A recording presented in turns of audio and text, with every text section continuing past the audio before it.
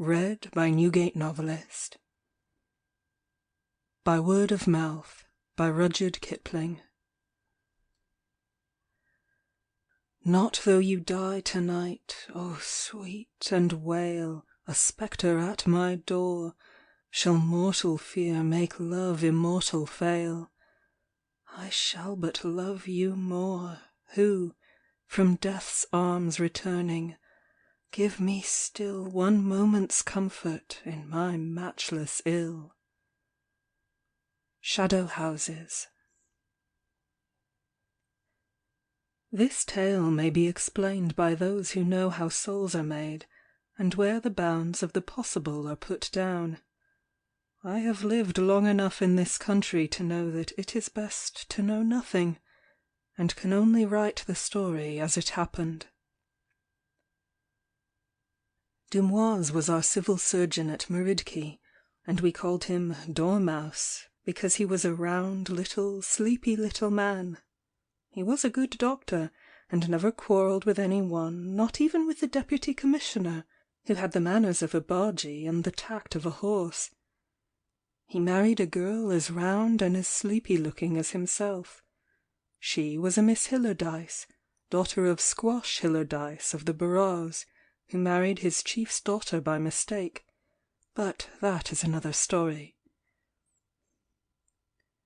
A honeymoon in India is seldom more than a week long, but there is nothing to hinder a couple from extending it over 2 or 3 years. This is a delightful country for married folk who are wrapped up in one another. They can live absolutely alone and without interruption, just as the dormice did. Those 2 little people retired from the world after their marriage, and were very happy.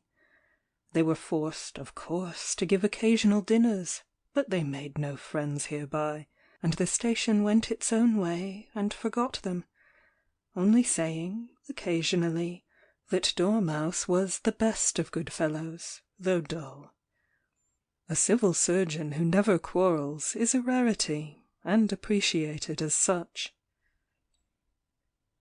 Few people can afford to play Robinson Crusoe anywhere, least of all in India, where we are few in the land, and very much dependent on each other's kind offices. Dumoise was wrong in shutting himself from the world for a year, and he discovered his mistake when an epidemic of typhoid broke out in the station in the heart of the cold weather, and his wife went down. He was a shy little man, and 5 days were wasted before he realized that Mrs. Dumoise was burning with something worse than simple fever, and 3 days more passed before he ventured to call on Mrs. Chute, the engineer's wife, and timidly speak about his trouble. Nearly every household in India knows that doctors are very helpless in typhoid. The battle must be fought out between death and the nurses, minute by minute and degree by degree. Mrs. Chute almost boxed Dumoise's ears for what she called his criminal delay, and went off at once to look after the poor girl. We had 7 cases of typhoid in the station that winter, and, as the average of death is about 1 in every 5 cases, we felt certain that we should have to lose somebody. But all did their best. The women sat up nursing the women, and the men turned to and tended the bachelors who were down, and we wrestled with those typhoid cases for 52 days, and brought them through the valley of the shadow in triumph. But, just when we thought all was over, and were going to give a Cinderella to celebrate the victory, little Mrs. Dumoise got a relapse, and died in 3 days, and the station went to the funeral. Dumoise broke down utterly at the brink of the grave, and had to be taken away. After the death, Dumoise crept into his own house, and refused to be comforted. He did his duties perfectly, but we all felt that he should go on leave, and the other men in his own service told him so. Dumoise was very thankful for this suggestion. He was thankful for anything in those days, and went to Chini on a walking tour. Chini is some 20 marches from Simla, in the heart of the hills, and the scenery is good if you are in trouble. You pass through big, still deodar forests, and under big, still cliffs, and over big, still grass downs swelling like a woman's breast, and the wind across the grass and the rain among the deodars says, "Hush, hush, hush." So little Dumoise was packed off to Chini, to wear down his grief with a full-plate camera and a rifle. He took also a useless purbeer bearer, because the man had been his wife's favourite servant. That bearer was idle and a thief, but Dumoise trusted everything implicitly to him. On his way back from Chini, Dumoise turned aside to Boggy through the forest reserve which is on the spur of Mount Hutu. Some men who have travelled more than a little say that the march from Kotgar to Bagi is one of the finest in creation. It runs through dark wet forest, and ends suddenly in bleak, nipped hillside and black rocks. Bagi Dock Bungalow is open to all the winds and is bitterly cold. Few people go to Bagi. Perhaps that was the reason why Dumoise went there. He halted at 7 in the evening, and his bearer went down the hillside to the village to engage coolies for the next day's march. The sun had set, and the night winds were beginning to sing among the rocks. Dumoise leaned on the railing of the veranda, waiting for his bearer to return. The man came back almost immediately after he had disappeared, and at such a rate that Dumoise fancied he must have crossed a bear. He was running as hard as he could up the face of the hill. But there was no bear to account for his terror.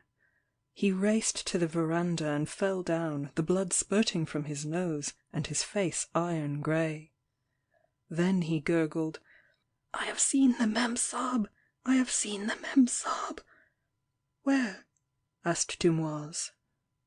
"Down there, walking on the road to the village. She was in a blue dress, and she lifted the purdah of her bonnet and said, 'Ram Das, give my salams to the Sahib and tell him that I shall meet him next month at Nudia.' Then I ran away, because I was afraid."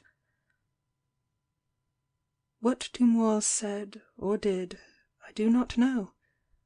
Ram Das declares that he said nothing, but walked up and down the veranda all the cold night, waiting for the Mem-Sahib to come up the hill, and stretching out his arms into the dark like a madman.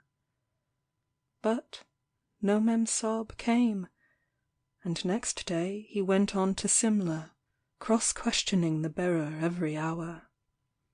Ram Das could only say that he had met Mrs. Dumoise, and that she had lifted up her veil, and given him the message which he had faithfully repeated to Dumoise.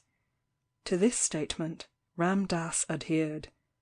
He did not know where Nudia was, had no friends at Nudia, and would most certainly never go to Nudia, even though his pay were doubled. Nudia is in Bengal, and has nothing whatever to do with a doctor serving in the Punjab. It must be more than 1,200 miles from Meridki.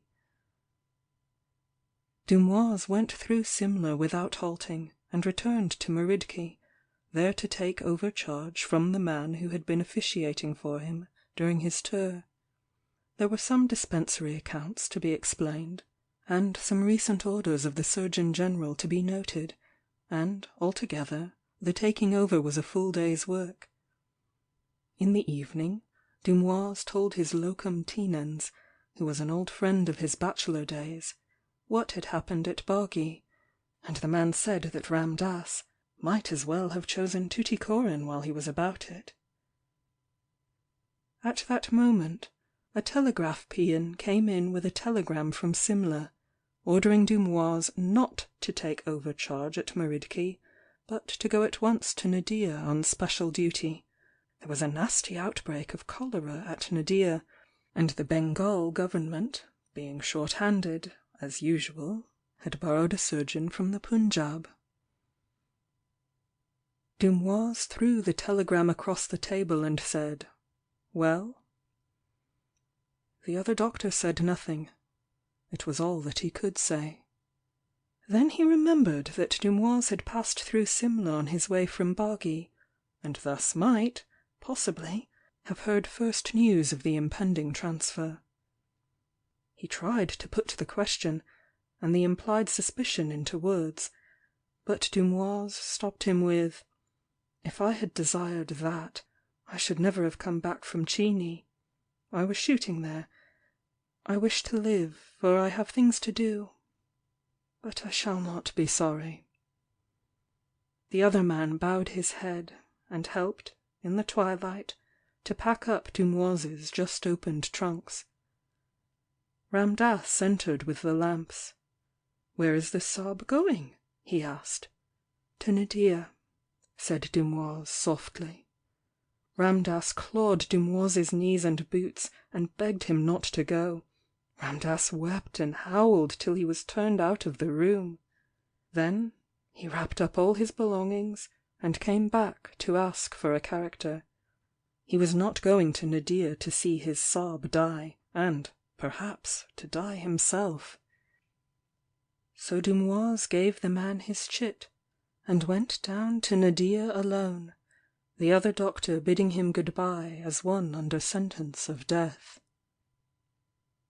11 days later he had joined his Mem-Sahib, and the Bengal government had to borrow a fresh doctor to cope with that epidemic at Nadia. The first importation was dead at Chuadanga Dak Bungalow. End of By Word of Mouth by Rudyard Kipling.